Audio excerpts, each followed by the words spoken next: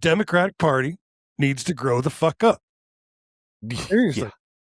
If you spend any time on political social media or cable news, you would think that the biggest threat to Democrats wasn't Republicans. You'd think it was other Democrats. Progressives are calling moderates sellouts, which is fine. Mm-hmm. Moderates are calling progressives unelectable, which is fine. Everyone seems convinced that the biggest battle of 2026 is the Democratic primary. And it's not. The biggest battle is going to be in November. So let's take a look at Michigan. What should be a conversation about protecting a crucial Senate seat became a proxy war over the future of the Democratic Party. Is the party going to move left? Is it going to stay in the center? Who's more electable? Who's more authentic? And these are all fair debates. They're all fair debates. But right now, what they're doing is they're consuming all the oxygen in the room. And here's the problem. Voters don't wake up wondering whether someone is an establishment corporate Democrat or a democratic socialist. Okay? Normal people don't do that. They wake up wondering why groceries are still so expensive. They wonder if they're ever going to be able to buy a house. They wonder about health care.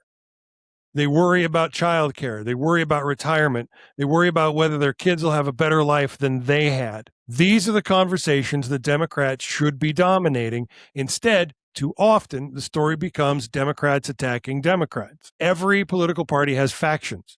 Republicans do, right? I mean, well, not as much as they used to. Because healthy debate's part of democracy, but there's a difference between arguing over ideas and acting like the other side inside your own tent is the real enemy. It's completely fucking juvenile. Lefty politics shouldn't be a purity contest. They should be coalition building. Okay, so no Democrat is going to agree with every other Democrat 100% of the time. We're far too intellectually snobbish for that sort of thing to happen. And that's true whether you're talking about Bernie, AOC, Whitmer, Elizabeth Warren, or anybody else. The question isn't whether you agree on everything. The question is whether you agree enough to work together, because the stakes could not be higher.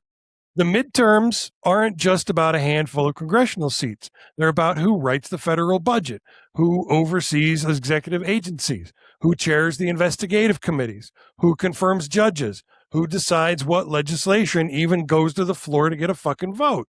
And if Democrats spend the next 4 months proving they can't stand each other, all we're doing is the Republicans work for them. Have a debate. Argue policy. Fight for your vision. Support your issues. That's healthy. When the primary's over, shake hands, knock on doors, make phone calls, and remember who the bad guys are. Okay? Politics isn't about winning arguments on social media. It's about winning elections. I hate that I had to vote for Hillary Clinton in 2016 because I wanted to vote for Bernie Sanders. But guess what? Hillary Clinton was running against Donald fucking Trump and therefore needed to be voted for. And if Democrats lose sight of that sort of thing, they're going to continue to discover that ideological purity doesn't mean much when you're sitting in the fucking minority, not being able to affect change at all because you voted for Jill Stein. Thank you.